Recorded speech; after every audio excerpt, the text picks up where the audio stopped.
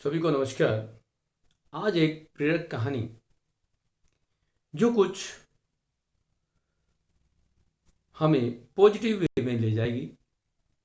हम उस कहानी के रूप में कुछ मोरल बच्चों को और ऐसे लोगों के लिए ला रहे हैं जो कई बार अपनी समस्याओं को लेकर के साथ साथ चलते हैं और समस्याओं को सॉल्यूशन ना करने की वजह से वो अक्सर अपनी लाइफ में फेल हो जाते हैं। तो यहाँ एक कहानी समस्या का समाधान कैसे किया जाए या समस्या का समाधान जितना जल्दी हो जाए वो कैसे करें। तो एक कहानी है, एक छोटी बच्ची की है जो अपने पापा के साथ है।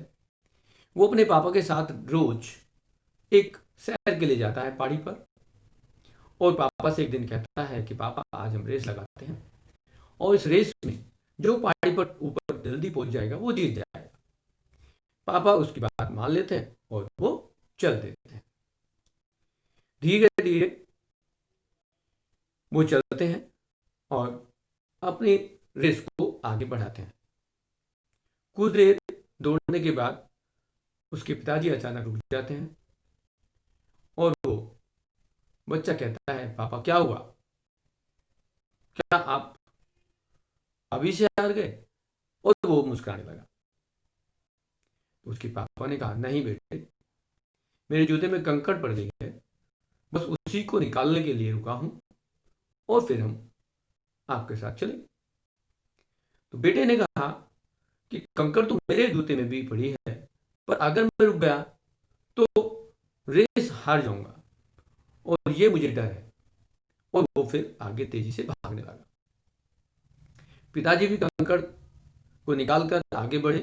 लड़का बहुत आगे निकल चुका था, पर अब उसके पांव में दर्द का एहसास हो रहा था और उसकी गति भी घटती जा रही थी। धीरे धीरे पिताजी भी उसके करीब आने लगे। लड़के के पैरों में तकलीफ देख पिताजी पीछे से चिल्लाए, क्यों नहीं तुम भी अपने कंकड़ निकाल लेते हो? उसने कहा कि मेरे पास इतना टाइम नहीं है कि मैं अपने कंकड़ निकाल दूं और दौड़ना बंद कर दूं। यदि मैंने दौड़ना बंद कर दिया तो मैं पीछे हो जाऊंगा और कंकड़ निकालने के लिए मेरे पास टाइम नहीं है। कुछ देर में ही उसके पापा उससे आगे निकल गए और उसके पैरों में चुभते हुए कंकड़ों की वजह से लड़के की तकलीफ बहुत बढ़ चुकी थी और उसने आगे चलकर चला नहीं गया। वह रुकते रुकते चीखा, पापा अब मैं और नहीं दौड़ सकता और अब मेरे बस की नहीं है। लेकिन पिताजी जल्दी दौड़ करके उसके आगे निकले और चोटी से वापस आए और उसको वापस लेकर के देखा।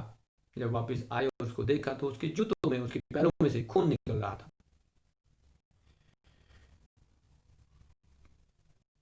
वो उसको अपने साथ घर पे लाए और उसको दवाई या पट्टी जो भी उन्होंने किया। लेकिन बेटे को समझाते हुए उन्होंने कहा कि बेटा ऐसा नहीं करते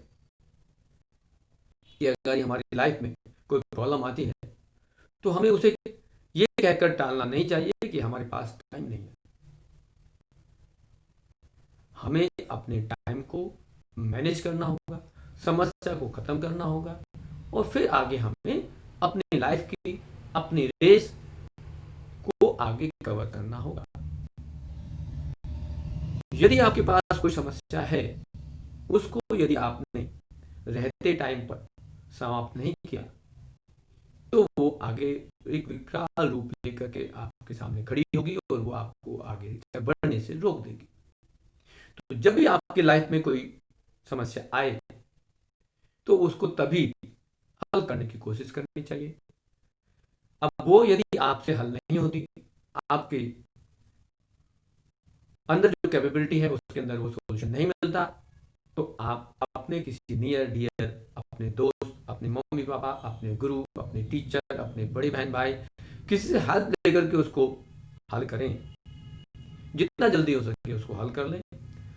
आपके सक्सेस का एक अच्छा ये मंत्र है, सूत्र है, फॉर्मूला है कि यदि आपके पास कोई समस्या है तो उसको जितना जल्दी हो सके उसको समाप्त कर दिया जाए और आगे आप अपने अगले स्टेप के लिए, अगले काम के लिए, अगले वर्क आपके लिए। आगे जितना जल्दी हो सके आप बढ़ते जाएं, आप सक्सेस होते चले जाएंगे। यदि आप अपनी समस्याओं को लेकर के साथ चलेंगे तो आपकी समस्याएं आपको काम नहीं करने देंगी, और आफ्टर ऑल बाद में आपको एहसास होगा कि मेरे पास समस्या इतनी थी, मेरे पास तो टाइम नहीं था, मैं इनको करता कैसे। लेकिन समस्या आपने इतनी इकट्ठी कर ली कि वो एक साथ सारी समस्याएं इकट्ठी नहीं हो सकती। प्यारे बच्चों और प्यारे दोस्तों, बच्चों जो स्टडी कर रहे हैं उनके लिए मेरी एक सलाह है, एडवाइस है कि आप एक साल का वर्क, पूरे साल का काम महीने 2 महीने में नहीं कर सकते।